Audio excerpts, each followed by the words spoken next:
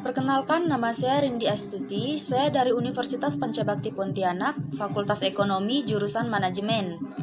Kelas A1 pagi, NIM saya 1910416873. Di sini saya akan menjawab soal ujian mid semester Manajemen Operasi 1.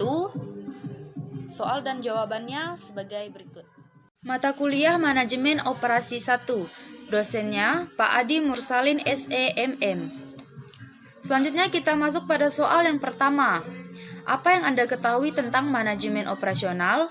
Manajemen operasional dapat diartikan sebagai rangkaian kegiatan atau aktivitas yang menciptakan nilai produk baik berupa barang maupun jasa melalui proses transformasi input menjadi output. Atau manajemen operasi adalah studi tentang pengambilan keputusan dalam fungsi barang dan jasa dalam organisasi. Manajemen operasi terdiri dari dua kata, yaitu manajemen dan operasi. Operasi merupakan kegiatan mentransformasikan input menjadi output. Dengan demikian, manajemen operasi merupakan kegiatan untuk mengatur atau mengelola secara optimal manajemen pengolahan sumber daya dalam proses transformasi input menjadi output. Soal nomor 2. Sebutkan ruang lingkup manajemen operasional. Tujuan umum diharapkan mahasiswa mampu menjelaskan secara komprehensif konsep dan teori manajemen operasional guna pengambilan keputusan bisnis sehingga pada gilirannya mahasiswa mampu mengevaluasi praktek manajemen operasional dan menerapkannya dalam kehidupan nyata. Tujuan khususnya: yang pertama, mahasiswa mampu menjelaskan ruang lingkup manajemen operasional. Yang kedua, merancang sistem transformasi input, proses, dan output pada perusahaan jasa dan manufaktur. Yang ketiga, membandingkan operasional pada manufaktur dan servis. 4. Menghitung dan menganalisis tingkat produktivitas pada setiap perusahaan. Selanjutnya, kata kunci. Kata kunci dari ruang lingkup manajemen operasional ini adalah transformasi input dan output, dan produktivitas. Nah, sedangkan rangkumannya, yang pertama, efektivitas strategi suatu produk memerlukan pemilihan, perancangan, dan penjelasan suatu produk dari transisi produk menjadi produksi. Yang kedua, hanya melalui implementasi strategi yang efektif, fungsi produksi dapat mendukung pencapaian nilai maksimum dari sebuah organisasi. Yang ketiga, manajer operasi harus dapat membangun suatu sistem pengembangan produk yang mempunyai kemampuan untuk dipahami, didesain dan menghasilkan produk yang bermanfaat kompetisi bagi perusahaan. Selanjutnya yang keempat, manajer operasi harus dapat mencermati perubahan siklus hidup produk yang didasarkan atas pengamatan terhadap lingkungan organisasi dan selalu menjalin komunikasi yang baik dengan konsumen, mengelola produk, proses, dan pemasok, sehingga tingkat kesuksesan produk berhasil. Soal yang ketiga, sebutkan perbedaan antara barang dan jasa. Perbedaan barang dan jasa kita bisa lihat dari karakteristik barang dan karakteristik jasa. Yang pertama kita akan membahas karakteristik barang. Dapat dijual lagi, dapat disimpan, kualitas dapat diukur, penjualan terpisah dengan produksi, dapat dipindahkan, lokasi sangat mempengaruhi biaya, mudah diotomatisasi, dan pendapatan dari produk nyata. Itulah yang termaksud ke dalam karakteristik barang. Sedangkan karakteristik jasa tidak bisa dijual lagi, tidak dapat disimpan, kualitas sulit diukur, penjualan sebagai bagian jasa, pemindahan pada tenaganya, lokasi penting untuk interaksi dengan konsumen, sulit diotomatisasi, pendapatan dari pelayanan. Nah, inilah yang dinamakan karakteristik barang dan karakteristik jasa. Selanjutnya kita masuk pada soal yang keempat. Sebutkan dan jelaskan 3 fungsi aktivitas penting yang harus diperhatikan oleh sebuah perusahaan.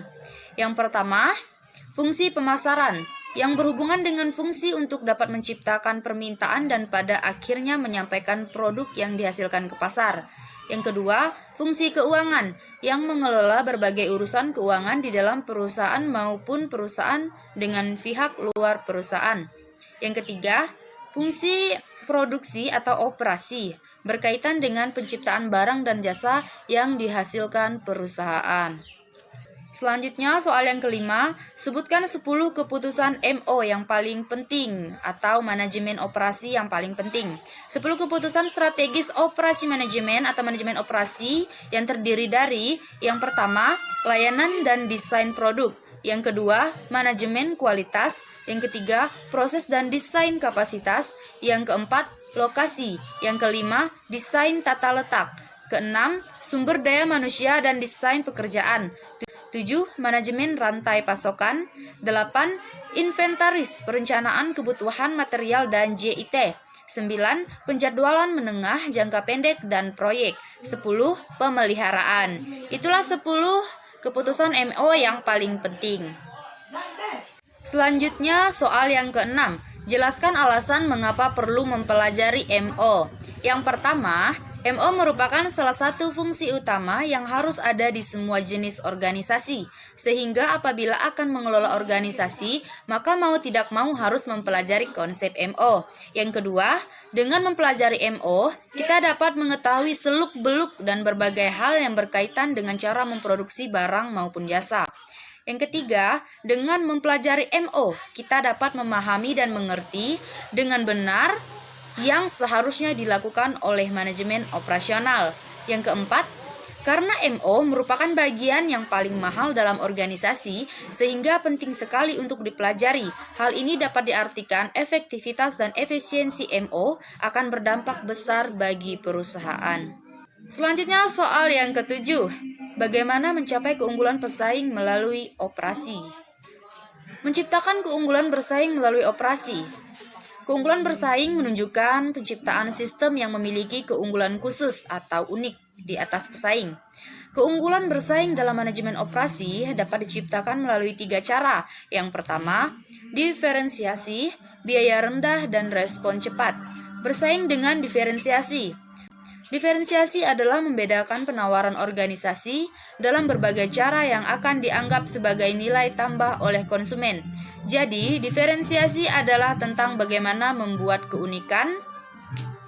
Peluang menciptakan keunikan tidak berada pada kegiatan atau fungsi pokok perusahaan, tetapi dapat memunculkan dari apapun yang dilakukan perusahaan. Jadi, diferensiasi dapat diciptakan pada setiap karakteristik fisik atau konsumen.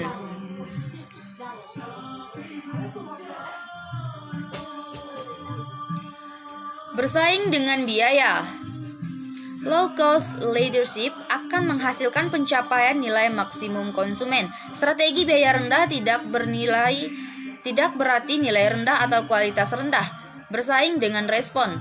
Respon adalah suatu set nilai yang berhubungan dengan kemampuan dalam kecepatan, fleksibilitas, dan kehandalan. Dalam praktek ketiga konsep strategi ini, diferensiasi, biaya rendah, dan respon dapat diterjemahkan ke dalam 6 strategi khusus, yaitu yang pertama, fleksibilitas dalam desain dan volume. Yang kedua, harga rendah. Yang ketiga, pengiriman yang cepat. 4. Kualitas atau kesesuaian dan kinerja. Yang kelima, pelayanan purna jual. Dan yang terakhir, keenam, lini produk yang luas. Selanjutnya soal yang ke-8. Jelaskan apa yang dimaksud dengan strategi operasi. Jelaskan secara terinci. Nah, seperti pada yang sudah kita bahas sebelumnya, strategi operasi adalah perancangan suatu barang dan jasa, kualitas, perancangan proses, pemilihan lokasi, perancangan tata letak, sumber daya manusia, dan rancangan pekerjaan, berikut manajemen rantai pasokan, persediaan, penjadwalan, serta pemeliharaan yang diterapkan guna menghasilkan tujuan yang efektif sesuai dengan strategi organisasi tersebut. Adapun misinya, tujuan atau dasar pemikiran yang melandasi keberadaan suatu organisasi. Pernyataan misi menghasilkan batasan dan fokus organisasi, serta konsep dalam menjalankan perusahaan, di mana misi menyatakan adanya suatu organisasi. Selanjutnya, adapun strategi, rencana suatu organisasi untuk mencapai misi dan tujuannya. Strategi-strategi ini memanfaatkan peluang dan kekuatan, menetralkan ancaman serta menghindari kelemahan, sehingga setiap wilayah fungsional mempunyai strategi untuk mencapai misinya dan membantu organisasi mencapai tujuan keseluruhan. Baiklah, ini adalah soal yang pertama pada ujian mid semester manajemen operasional 1. Selanjutnya saya akan melanjutkan soal yang kedua. Baiklah, saya akan menjawab lanjutan dari UTS manajemen operasi 1. Saya akan menjawab dari link video yang Pak Adi Mursalin beri.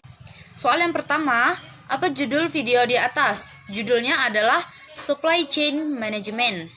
Soal yang kedua, siapa pembicara dalam video di atas dan dari mana pembicara tersebut? Pembicara dalam video di atas bernama Profesor Nyoman Pujawan, PhD, CSCP, seorang guru besar bidang Supply Chain Engineering Institut Teknologi 10 November. Soal yang ketiga, jelaskan apa yang dimaksud dengan Supply Chain Management. Supply adalah pasokan, chain yang artinya rantai. Supply Chain Management adalah ilmu yang sangat penting, bisa diterapkan oleh berbagai macam perusahaan untuk menciptakan daya saing mereka di pasar. Hampir setiap perusahaan tidak lepas dari praktik supply chain management. Mengelola supply chain management dengan baik sangat diperlukan agar dapat kompetitif di pasar. Supply chain management mengelola 3 aliran. Yang pertama, produk atau material. Yang kedua, informasi. Yang ketiga, uang. Soal yang keempat, mengapa supply chain management sangat penting bagi perusahaan? Karena supply chain management inilah yang membuat atau memproduksi barang, di mana cost akan banyak terlibat, di sana quality juga akan diciptakan atau dijaga. Kemudian kecepatan juga menjadi unsur yang penting. Quality, speed, on time, delivery dipengaruhi oleh bagaimana perusahaan mengelola physical process. Ada 5 aspek yang harus dimiliki oleh supply chain management. Yang pertama, reliability atau bekerja sesuai janji atau harapan. Supply chain memerlukan kehandalan yang artinya barang yang kita produksi ke pelanggan harus sesuai dengan quality yang diminta oleh pelanggan. Yang kedua, responsiveness atau cepat. Artinya kita mampu memenuhi order dari pelanggan dengan lebih cepat. Yang ketiga, agility atau fleksibel dan adaptif. Adalah bisa menyesuaikan dengan keadaan di lapangan. Jadi ketika demand kita naik, kita bisa mendeliver lebih tinggi produksi, bisa meningkat. Tetapi jika demand-nya turun, apakah kita bisa menyesuaikan diri? Tetapi dengan tetap kita sustainable secara bisnis. Selanjutnya soal yang kelima, jelaskan teori supply chain management yang dijelaskan oleh pembicara di dalam video tersebut. Supply chain management merupakan metode atau pendekatan integratif untuk mengelola aliran produk informasi dan uang secara terintegrasi yang melibatkan pihak-pihak mulai dari hulu ke hilir yang terdiri dari supplier, pabrik, jaringan distribusi maupun jasa-jasa logistik. Selanjutnya soal yang keenam, apa yang Anda dapat pelajari dan Anda dapat dari manajemen video tersebut di atas? Manajemen rantai pasokan atau supply chain management berperan penting dalam membantu perusahaan untuk menjamin kepuasan para konsumen, di mana tujuan yang paling dasar adalah bisa menyelaraskan permintaan dengan pasokan yang ada. Adapun tujuan strategi yang ingin dicapai dari rantai pasokan adalah memenangkan persaingan, minimal perusahaan bisa bertahan di tengah persaingan pasar yang ketat. Baiklah, sekian penjelasan dari ujian manajemen operasi 1 saya pada hari ini. Semoga dapat bermanfaat bagi kita semua pembelajaran yang kita ambil dari video, linknya di sini.